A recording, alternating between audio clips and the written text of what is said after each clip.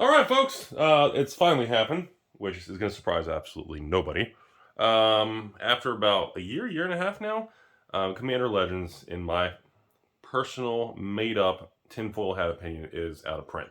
Let's explain what's going on behind the scenes and let you guys make your own decision there. So, about 7 to 14 days ago was the first word that distributors were told from Wizards of the Coast when they were attempting to do some reorders for Commander Legends. That it was on last call. Once last call usually happens, most distributors kind of cut off any large purchases or any form of negotiation or anything. They usually take the last call. They all order their final amount, and distributors tend to slow drip that to the market and to the LGSs around the country. Usually something like one case per store per week as a limit, and they tend to mark the price up to probably, I won't be surprised, they start selling wholesale to stores to $90 to $100 a box for that limited amount of supply. So, obviously this surprises absolutely nobody. Again, this is a product we've been talking about for a long time. Collector boxes from the original release, they had their one wave, as with all collector boxes, were out of print. The draft boxes kept getting multiple restock reprints. I think the word on the street is that Commander Legends actually had it's either 2 or 3 reprints. I feel like it's 3. I'll give you my rationale for that. We had the original Commander Legends release. Then, like, a couple months later, we had a reprint, I believe. And then we had an additional reprint. I remember that. And then the final reprint, which is why I think there were 3 reprints. The final reprint was real small, but they also used the new Wizards wrapping and Wizards logo and the new Wizards stop tape, which was the smallest batch, almost like a test run for that new wrapper and stop tape. So I believe that third final small reprint of Commander Legends with the new wrapping, with the new logos and stop tape, was the third reprint of Commander Legends and the final version of it. That's kind of my theory based on the 18-month timeline approximately. So, and this is something we talked about. Remember, specialty sets in Magic tend to have that 12 to 15-month life cycle. Jumpstart is next. I'm surprised it's not officially out of print yet, even though we really can't order or buy a bunch of it. But I mean, specialty sets, just like core sets, have a shorter life cycle than a draft set. Okay, it's like it's kind of funny because like the standard sets of like, I don't know, Ikoria, Throne, Theros, and all this stuff, or even back a little bit further back, the Guilds, Allegiance, War of the Spark, all these sets would be in print or in standard for at least that 1 to 2 year time frame. Now, core sets have always had the shortest life cycle of any standardized Magic set compared to specialty. So even though a core 2019 would only be around for 12 months, even though it was standard legal longer than that, technically it was annoying because core 2019 was released in 2018 and core 21 was released it was stupid. And then they skipped a year to finally get that back on track. Anyways, so a standard box would always be around longer, but the core sets and specialty sets always had that shorter life cycle. So, and then, by the way, in 2022, we have another Commander Legends. We have Commander Legends 2, the Baldur's Gate, the sequel. We have the second Commander Legends coming out literally in a couple months. So, when's the last time that Wizards was printing Core 2020 and they're like, by the way, here's Core 2021. We have 2 core sets with different years releasing the same. They don't do that. They don't do that. Which is why the next I feel on the chopping block is Jumpstart. Again, I don't have any Jumpstart for sale, but I do have a position for myself. I haven't really been able to get. I've requested like Jumpstart over and over to try to get more of them. But again, for the public's understanding, it's a cheap product. They're like $100 with shipping and tax out the door. Maybe like $98, $97 shipping and tax with all your fees. I mean, it's under $100. Look at the value of the cards in the set. They're still high. Some of them have come down off their highs, but they're still stupidly high. And then this thing's going to go out of print because there's going to be a Jumpstart 2?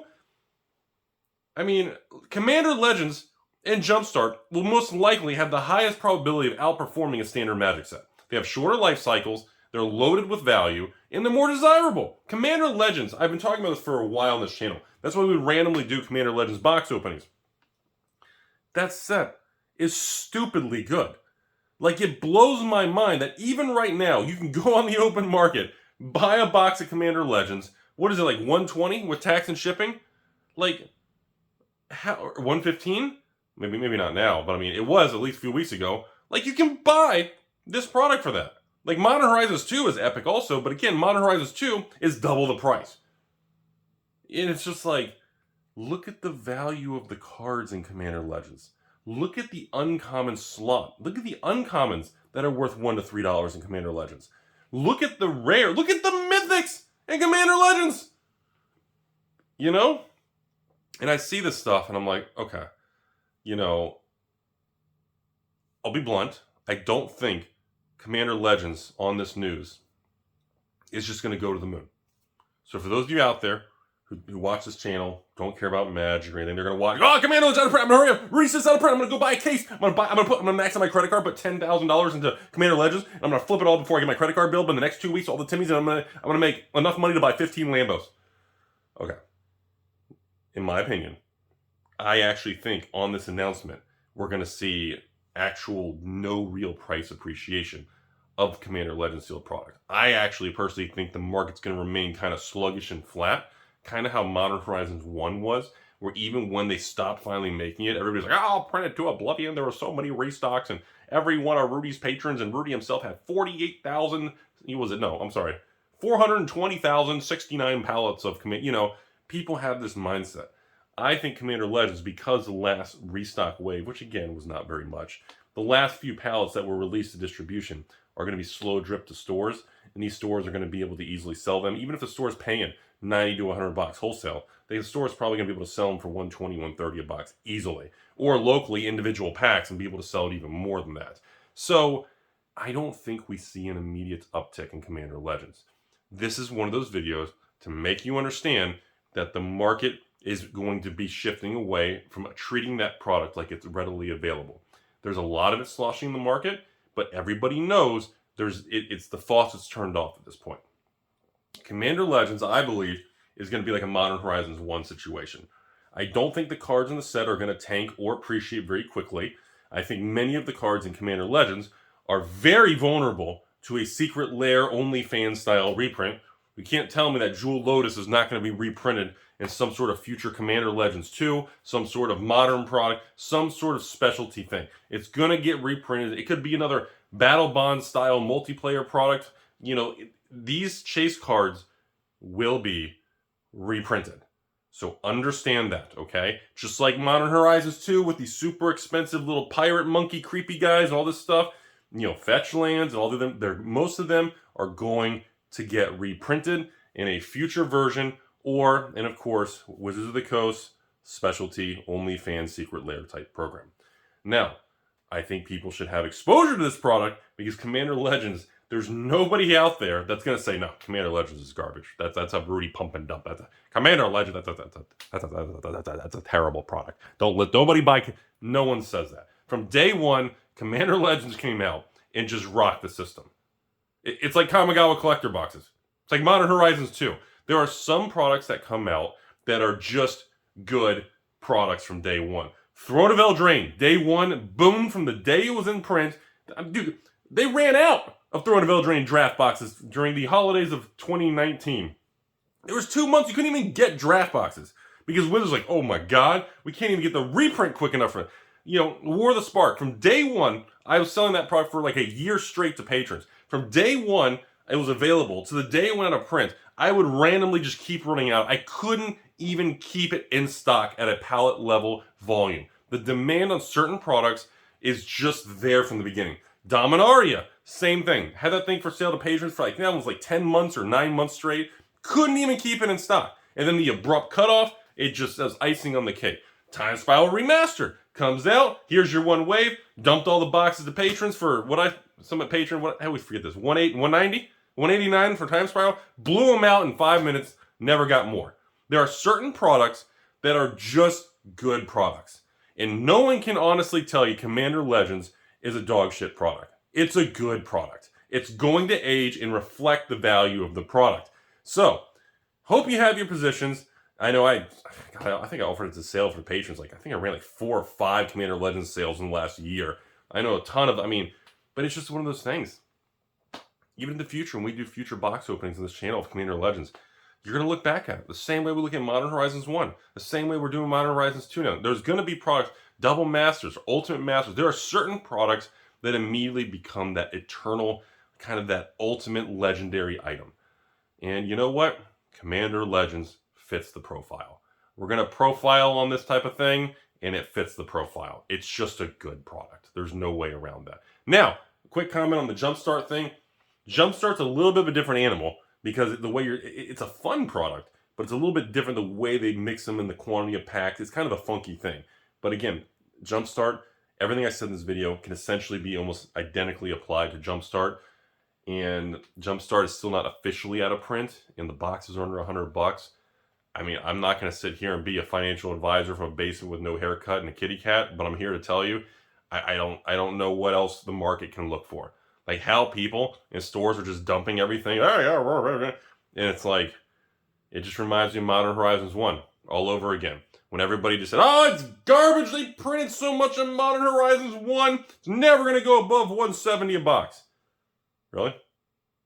Modern Horizons 1's been out of print for literally a year. And it literally is almost $300 a box. It's insane. Plus tax. So, as the show goes on, and we all march forward, it's important to try to kind of stay focused on these things because time has a funny way of really zipping by because, you know, it's crazy to think that how old Commander Legends is, and now that it's finally officially kind of the faucet's off, you know, it's going to be missed. You know, I'll definitely try to still do 1 or 2 box openings of Commander Legends into the future as we just to keep an eye on it. But man, I guess everyone's going to ask, so I'm going to say at the end of the video, if I had to make a prediction, by the end of 2022, which is probably going to be about 9 months from the filming this video, because this is the first week of March, my prediction for Christmas, end of the year, for Commander Legends would probably be about, I'm going to guess 130s a box. Not really much difference from today, maybe 10% higher than today. And I know some people are like, hey, that's great. But I don't think it's going to be much different than today. Now, 2 years from now, when the market really flushes out and that supply just gets eaten up, I think we will see a very quick move from that 120, 130, 140 after sitting there for a long time. I do think sometime in 2023 or 2024, we see this aggressive, quick shift. Kind of like Dominaria went from like 140 a box for like a year, and now it's just boom, over 200. I think we're going to see Commander Legends sit flat at that 130s, and then I think it immediately jumps to like 230. Like it's a very quick, like there's a couple week window where the whole thing just gets repriced. That tends to be how these markets move. And then of course, when it sits at the 225, 230, 240 range, somewhere around wherever it settles, I think it'll remain flat there again for another year or two until it makes another move to like 300-400 range. That's usually how these things go. Remember that, folks. Just like Wall Street, you know, sealed boxes as they age, just like a stock on Wall Street, they don't move in a straight line. They don't go up 0.1% every day and down 1/10. They don't move slowly like that.